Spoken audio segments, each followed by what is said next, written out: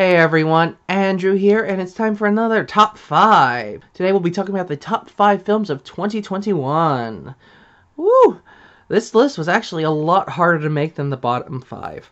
Like, that one, there was only a question of whether or not I was going to put Fast 9 in the list. And I knew I wanted to, so I had to figure that out. But this one, it's like, I knew the top 3. But the 4th and 5th space were really hard to figure out. And that's why I gave the 5th place to 2 films. So let's get started.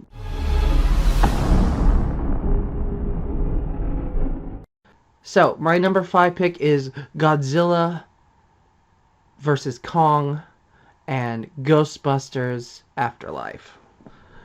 Now, I'm gonna go really quick over Godzilla vs. Kong. If you want to know more about my feelings on that one, I did a review on it during my top 5 Godzilla films. It made my top 5, which gives you an idea of how great I thought this film was. Something I will say about this entire year is I had a bunch of films that popped up this year that made it into my top 5 of things. Like, of things that are, like, decades old. So it's like, it's pretty impressive to have a year that had that many great things pop up. I thought this film was amazing. It was the first film I saw back in theaters, along with another film that actually made it onto this list. I'll talk about that one in a moment. But it was just so epic in scale and everything. Like, I watched it and I went, I wish I'd gone and seen this in IMAX. And I nearly went back to see it in IMAX, but I didn't because I'm broke. But I was like, I really wanted to see it in IMAX. It was so epic in size and scale, and the fighting was amazing. The effects were amazing. The characters were solid. Like, the characters are the weak point of that. There's, like, people have been saying, like, you can cut out, like, Millie Bobby Brown's scenes entirely and you lose nothing from the film. And yeah, maybe, but you could probably do that with every Godzilla film. The film would only be half an hour long, but it'd be pretty good. But this one, I think the characters worked a lot better. They actually felt like they had reasons to be doing the things they're doing. They had reasons to be a part of the story. I really liked the use of Kong. I really liked Godzilla in this. The fighting was amazing.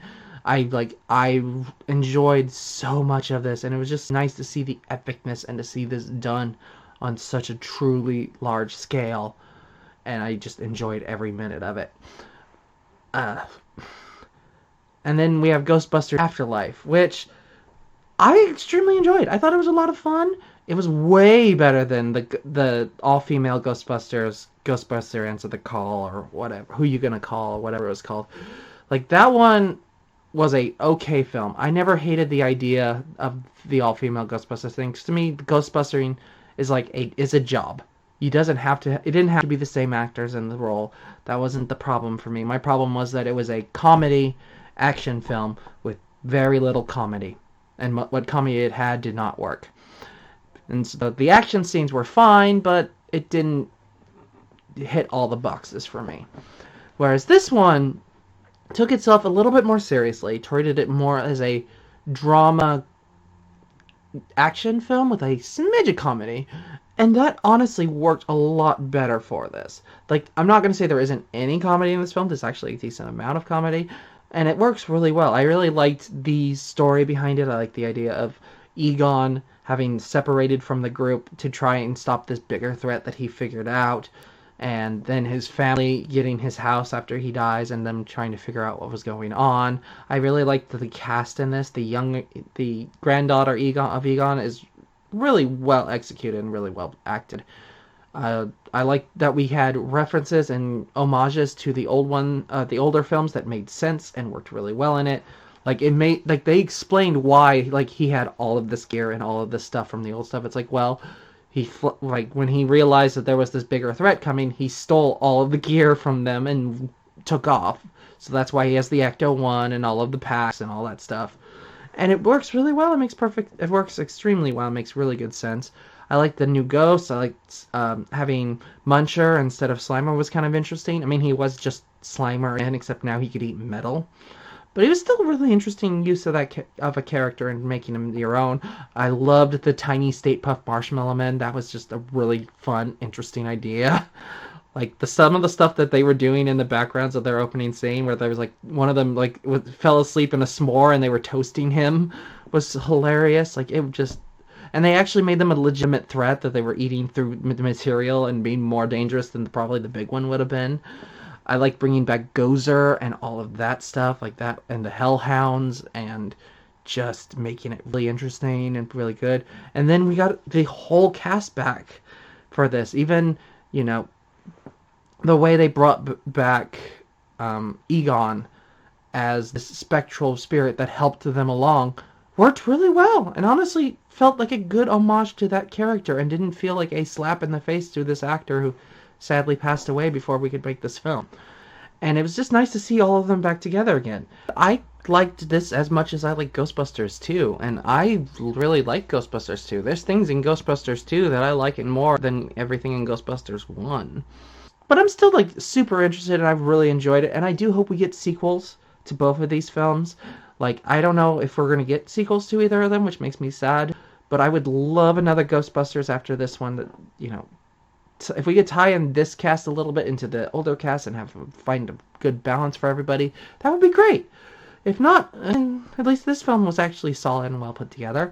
Godzilla vs. Kong, I will gladly watch another Kong film. I will gladly watch a Godzilla film. I will gladly watch a Son of Kong or a Son of Godzilla film in this universe. I would love another Legendaries Godzilla.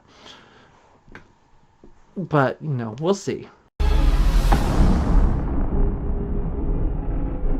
Free Guy. So this one was a shock. I was honestly surprised at how good this one was and how much I enjoyed it.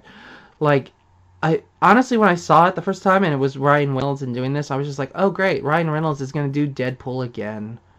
Which he sadly seemed to do for 2 other films this year, with both The Hitman's Wife's Bodyguard and Red Notice. Like, those were him on autopilot. This was him actually seemingly engaging and interacting with the world around him, and I much prefer Ryan Reynolds when he gets to do that. And it was nice to see him play a nicer, different kind of character who isn't just a snarky smartass. And it is just such a great look into video gaming and culture and the world, and having these elements and having these references and having these actors and these characters doing these spots. I enjoyed it a huge amount. The main villain of the story was a bit iffy for me. It's like, but we all met kind of people like that. It's like those are the people that sadly run the world, especially like video game companies and tech companies and things like that. But it was super fun and really interesting, and I loved the action scenes, and I loved the idea of playing an MMO RPG where you just helped people and were a good guy, and it's like, oh, that would be interesting. I honestly love a game where you had that choice of like, you could do all of these bad things to level up, or you can just be a good guy and go around saving people. Like, it was really interesting, and I loved how it worked out. And then you had his, you know, alter ego villain who was just dude who was just Ryan Reynolds but massive, and he's like, he would just spout things like catchphrase and stupid things. It was like, okay, that totally seems like something the villain would have made, and like, yeah, it was funny. And then to have the references that we got towards the end, where he just pulled out like Marvel things and Star Wars things because Disney now owned it, were a little on the nose, but I appreciated them, and I thought they were a lot of fun.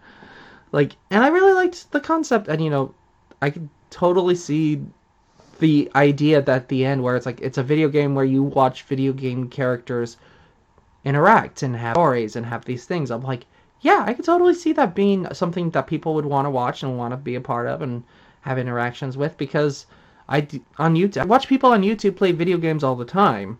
You know, it's like we all do that. Like, it would be fine to see characters like that. It would just be unscripted. It'd be like reality TV. Major surprise for me. Super enjoyed it. A lot of fun. Raya and the Last Dragon. So this one was honestly my favorite film for most of the year. Like, it was the only film that I had as a 5-star film for a long time. And I acknowledge that the film is not exactly perfect, but it works so well with the stuff that it does have. I'll bring up the 2 biggest complaints that I've heard about it for the most part. And number 1 is that it is it has a good message that isn't the best executed.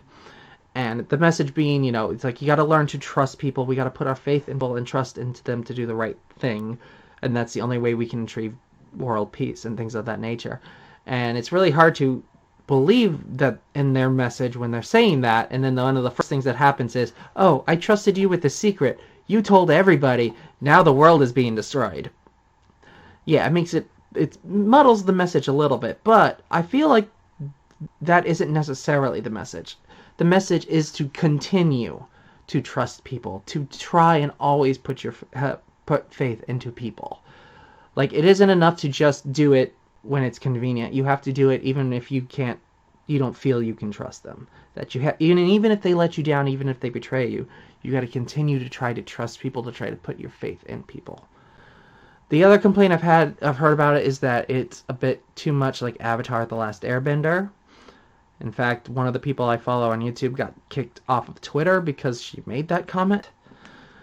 And it's like, to be fair, it's like, that's not a bad realization to say, oh yeah, this is a bit like Avatar. It is. It's Asian and Western cultures fusing together to make this kind of story. And I'm like, well, if you're going to steal from anybody, steal from the best. And that's honestly what they kind of did. And they made a really solid, great story from it. And it was super well. Like, I love the characters. I love the action. The storytelling is just great. The world building is amazing. I love how distinct each of the areas is and how unique all of them feel. You have Awkwafina as a dragon and all of her different powers and all of her different skills. And it's really cool and really interesting.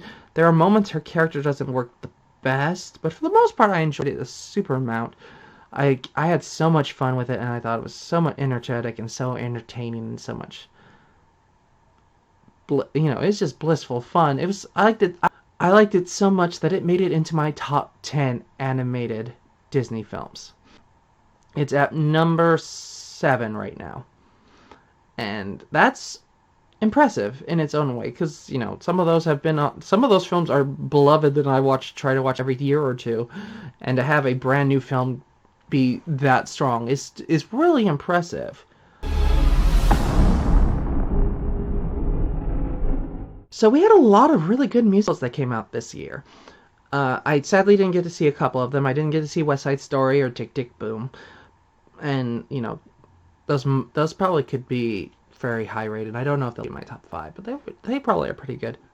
I just haven't gotten around to it. But I saw a bunch of them. I watched In the Heights, which was really solid and really well put together, but wasn't necessarily amazing to me. We had Dear Evan Hansen, which I enjoyed a lot, and it's going to be in my honorable mentions.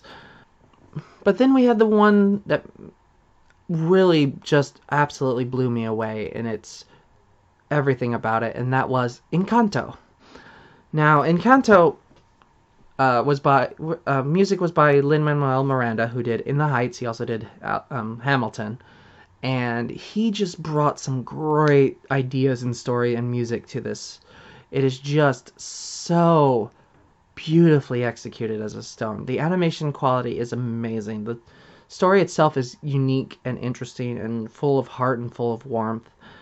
I was a little worried because it was a story about a family full of people with superpowers, and you have one person in the family who doesn't have powers, and it's like, oh, you mean like Sky High and Up, Up, and Away? Okay. It's like, I was a little bit wary, because I've seen those, and I'm not the biggest fan of either. I like them, they're fine, but I wasn't too blown away by them, and I was a little worried.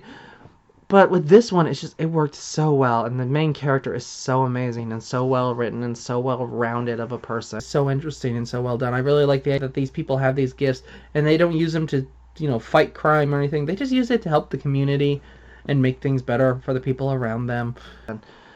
And it's just, but every side character is interesting and engaging and has these elements and has these things that work so well for it. I've been looking stuff up on YouTube about it, and each of these characters has their own little edit that's just their best scenes. And I'm like, yeah, a lot of shows do that, but that's a lot of those for a movie that's not even 2 months old at this point. And then there's the music, and the music is just exceptional. You got the fast rapping from from Hamilton. You got the beats and the use of music and the use of language from In the Heights that I think he better executed in this. And it's just so well told and they're so catchy and so interesting. I still have We Don't Talk About Bruno stuck in my brain, and I think I'll have that in my brain for like the next 10 years because it's so catchy and so interesting and so put together.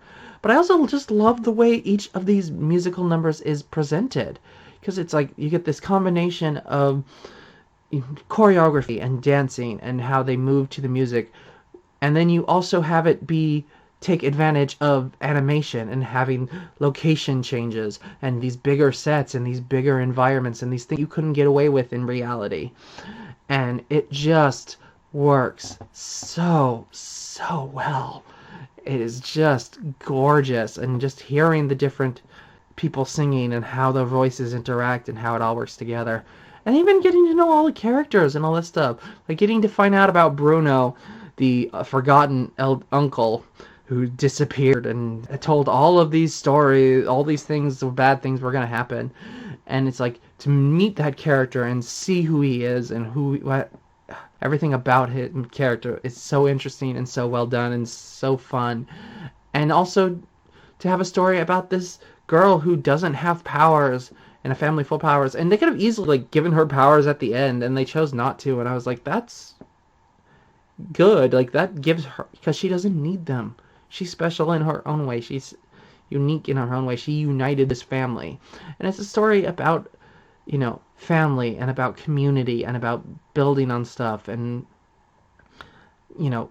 not letting your fears of the past override the future. And it's just excellently put together, and I am so happy I saw this in theaters, because I honestly considered waiting and watching it on Disney Plus, because it was going to show up on Disney Plus in like 3 weeks after it showed up in theaters. And I didn't. I waited. I went and saw it in theaters, and I appreciated that, because it was so nice to see that on the big screen and how that stuff. And honestly, I liked this so much that it made it into my top 5 Disney animated films. Like, it's at number 5 right now. It took out Lion King. And that's impressive. Like, and that to me, that just kind of proves that, like, because everything in my top 5 is usually, especially like with Disney, those are nearly perfect films, if not perfect films. Like Little Mermaid, Moana, Beauty and the Beast, those are films that are really perfect. And Encanto, for me, is a nearly, if not perfect film. It took a lot to knock it out of number 1. But let's move on to some honorable mentions. So the first one I brought up already was Dear Evan Hansen, and I truly enjoyed that film a lot. That was a film that hit me on a deep emotional level. And I'm sorry to see it on so many people's worst films of the year list, because I thought that film was great, and I thought it was so well executed and so well told. And I'm really annoyed that the only real complaint that a lot of people have been giving it is that the actor playing Dear Evan Hansen looks too old. He's like, he looks like in his 20s, and I'm like, yeah, so do high school students. Like, there are high school students that look like they're 20s. There are high school students that are in their 20s. So, like, I'm like, do you guys not remember the 80s and horror movies and all of these other movies where you had 30 to 40-year-olds playing high school students? Like we had Glee not that long ago, and the teacher and his high school student were 3 years apart in age. That wasn't enough to deter me from this. Like, I get the fact that they had to CGI his face to make it a smidge younger, and that gave him a somewhat ghostly appearance. That didn't bother me at all. Like, I didn't even notice the CGI too much. The other complaint I've heard about is that it's too, he goes too far, and it makes it hard to sympathize with him because of the extent that he goes to keep the secret and make the secret stronger. You have to remember, this is a character who at the beginning of the film would not order food online because he was afraid to talk to even the delivery man for 5 seconds. So to put him in a situation where this family was asking him to talk and to tell these stories, and feeling comfortable with them and feeling connected to them to an extent. Yeah, he went to extreme lengths to try and keep that going. It's depressing, but it's understandable. And for me, it's a film that spoke to me on an emotional level because I could have been this kid. I could have been either of the kids from this. I could have been Evan Hansen or the brother, the kid who committed suicide. I was a very screwed up teenager, and this brought some of that. The best example I can kind of give is like, it's like when I read Will Grayson, Will Grayson, where it's like it just took me back into high school. It took me back into that sensation of those feelings in that time of my life. The difference between Dear Evan Hansen, though, and Will Grayson, Will Grayson, is Will Grayson, Will Grayson only showed me the worst years of my life. Only like the first 2 years of high school where I was miserable and desperate and skipping school and not giving a dang about anything. Whereas Dear Evan Hansen showed me all of my high school years. Everything that was there. The good, the bad, the middle. It gave me all of these sensations back in my body. And it was rough. It hit a lot of spaces, but it was also cathartic. It was emotional. It was such a good message to hear, and the songs work so well, and the story is so interesting. And it also gave me one of my favorite theater experiences I've ever had. I was watching this film with my mom, and we got to the point where, the family that Evan has been hanging out with had found out, and he goes home, and he's sobbing and emotional, and his mom shows up, and he tells her what happened, and he's like, I'm sorry, I'm screwed up, and you're trying so hard, and she's like, and they have this song and this emotional thing where she's like, it's like things are screwed up, and it's not your fault, and it's like, I tried my best, and there's nothing that can prevent it, and it was just this deep, emotional song. And I felt a hand jut out and grab mine, and it was my mom. And I looked at her, and she looked at me, and we were both like sobbing tears. And I realized in this moment while we were holding hands that this was hitting us both, but this was hitting her doubly hard because she's been both sides of this song. She was the teenager who was unhappy, and she was the parent of a teenager who was unhappy. And to know that and to do that, when it's like we just held hands for the whole song and just let it wash over us, and we both had a good cry from this film. And I'm not a person who cries in films. I don't do that very often. So to have a film that was like literally had me nearly sobbing is something. And this is like one of those times where it's like, this is a drama that actually hits me like dramas should. Like, I don't have too many of those, the big dramas that everyone loves to talk about. That's like, oh, this hurt my my whole soul so much. And I always just go, I fell asleep. It was boring. Like, but to have one that I connected to that way is so great. And then to have everyone bash it because an actor is too old in it. It's just like, I'm sorry you guys didn't like it. I hope in a couple years' time you'll look back on this and see how great a movie it actually is. If you don't, then that's fine. I'll keep it as a film that I love. But I appreciate it for what it is, and I hope you all can find the good in it as well. And there was another film that I really liked that everyone was hating on, and I saw it, a couple of people put it as their #1 worst film of the year, and that was Space Jam: A New Legacy. The heck, guys? Do you not know how to have fun? Like, that film was a lot of fun. What are you talking about? Like, yeah, it's not great. I'm not going to deny it. And I will be the first to admit, I have a weird thing with the first one where I still love it to this day, and it's still a great film in my brain. It's the film I saw the most times in theaters. I watched it 5 times in theaters as a kid. Like, and it's like, there's flaws with it. I can acknowledge that, but I still love that film. I think that film's amazing. And then we have, like, this one, and this film has flaws. I'm not going to deny it. LeBron James plays a weird character. It's weird that they just didn't let LeBron James be LeBron James, but whatever.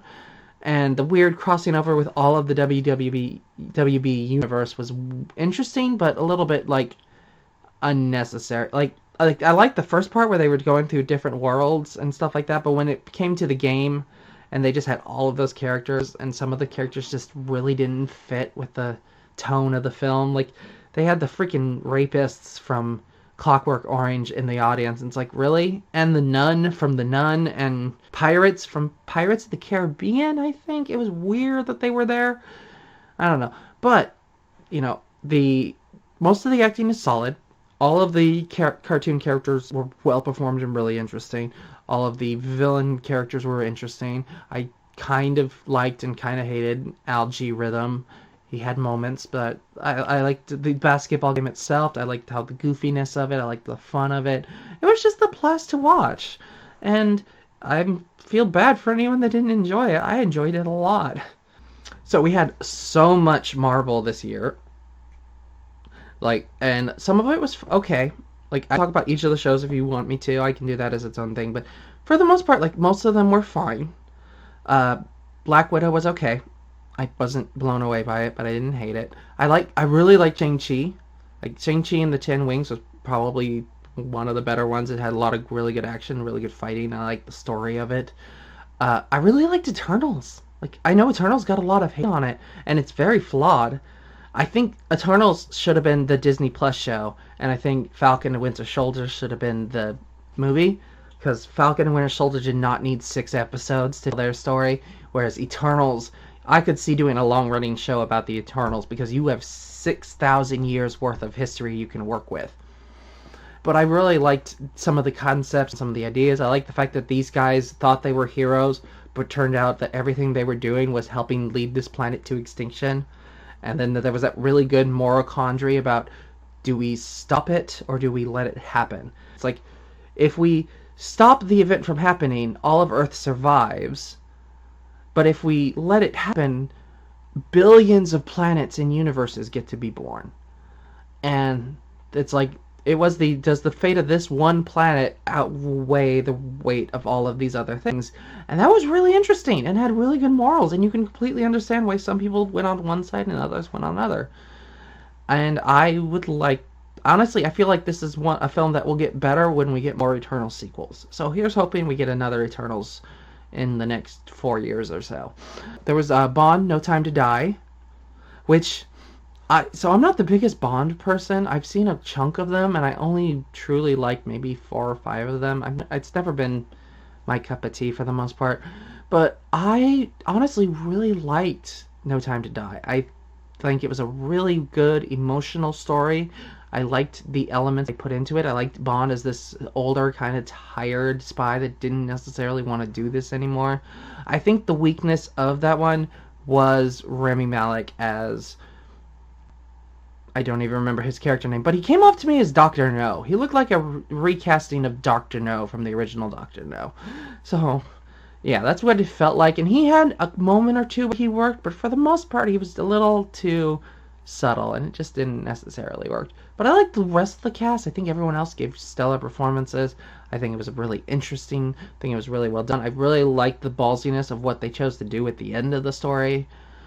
It gave the Daniel Craig thing a full circle, which is just really nice, and you get to live on in a sense with, the way it ends. And it's like, yeah, I'm totally 100% on board for it.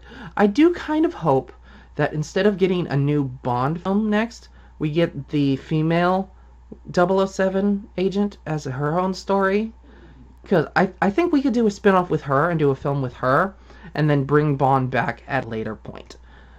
Like they were going to do with Jinx from, Die Another Day, had Die Another Day been remotely watchable. I watched The King's Man, which is a prequel to The Kingsman set in World War I, and it was really interesting. A little too dramatic for its own good, but it had a lot of really good action, really good storytelling. There was one character where I was watching it the whole time. I'm going, you're going to be a bad guy, you're going to be a bad guy, you're going to be a bad guy. And yeah, he was a bad guy, but I didn't expect him to be, as big a deal as he actually turned out to be. It's like, okay, yeah.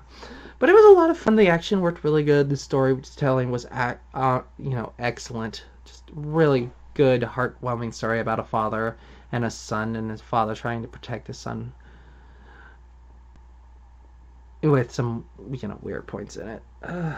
I watched Sing 2, which Sing 1 is like that weird thing where I'm like, that's probably my favorite by elimination of all of their ones. And this Sing 2 was actually still solid. It wasn't quite as good, but it had its moments, and some of the music numbers and the way the story ends overall is just amazing and really well told. And then there was Mitchell's versus the Machines, and this one could have easily ended up in my top 5. Like, I really super enjoyed this one. I think for me it's like that first half hour of it is a little wonky. Like, I really loved the second half of it, or the later half of it, but like that first chunk is just a little hard to watch. But it's still like such a great story and great animation and really good heart and great characters and just so much fun to watch and so much fun to experience and be a part of. And I honestly, like, I hadn't even heard of this until someone recommended it, and I was like, okay, yeah, I'll give it a look. And I was blown away. Like, it was just so much fun and so interesting and so well told.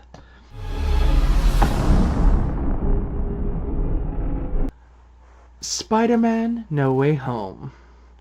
Yeah, this one, man, this film was just so freaking good. Like, it's so freaking good. It's so amazing. Like, yeah, it's a lot of fan service, but it's great. It's fan service in the best way. Any film that, you know, can be, you have to actually take time and go, is it this or Spider-Man 2? Or Into the Spider-Verse is the best one. And that makes me legitimately go, I don't want to have this debate, because I don't want to know which one I think is the best. Like, that's legitimately how I feel. I'm like, I'm just putting all three of them as the number one Spider-Man film, and I don't want to touch that for a while right now. Like, maybe in 5 years I'll be at the point where I can actually think about it and go through it and make decisions. But right now I'm like, this, to have a live-action Spider-Man film that's almost as good as is on par with Spider-Man 2 and on par with Spider-Man Into the Spider-Verse is amazing. Is Spider-Man No Way Home basically kind of Into the Spider-Verse? Yeah, basically. But it's about the same level of quality. It's very good, very well told. So amazing. Cast is just exceptional in this. It's just such a great love letter to all of the other Spider-Man films. You know, except Into the Spider-Verse. But, you know, that one, we don't need to worry about that one yet. We can do that in one of the later ones. Like, I remember hearing that some people were mad that Miles Morales didn't show up in this, and I'm like, it's the live-action Spider-Man film. Are you gonna have animated Miles Morales show up? Or are you gonna? It's like, we can cast a Miles Morales later and have him be have his own film or have his own arc or his own anything. We don't need to shove him into this. This is better used as a look back at the history and the legacy of Spider-Man in live action. And it's just so well done. Like, every cast, every character works so well off each other. Having Peter Parker and Doctor Strange interacting and how they interact and how they work off each other is just so interesting and so well done.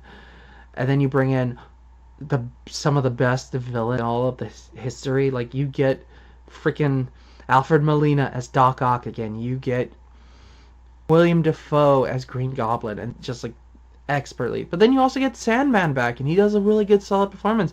And you get Jamie Foxx as Electro, and he gives a better performance in this one than he did in Amazing Spider-Man 2. Like, he is so much more interesting and so much better, more compelling in this film than he was in that first one, and it works so well. And then the Lizard's also there, and yeah, they don't do much with him. They doesn't get to do much at all. It's like, oh, okay.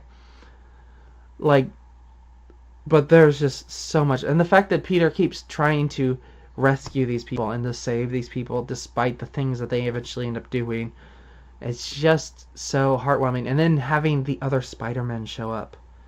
And I knew they were going to show up. I had a feeling, but I assumed it was just going to be a quick little, hi, and gone. Not be pivotal to the third act. But having them be actually important and have these actual deep emotional moments. This film made me like Andrew Garfield as Spider-Man. Like, I hate the Amazing Spider-Man films, and after watching this, I want to go back and watch the Amazing Spider-Man films to give them another try.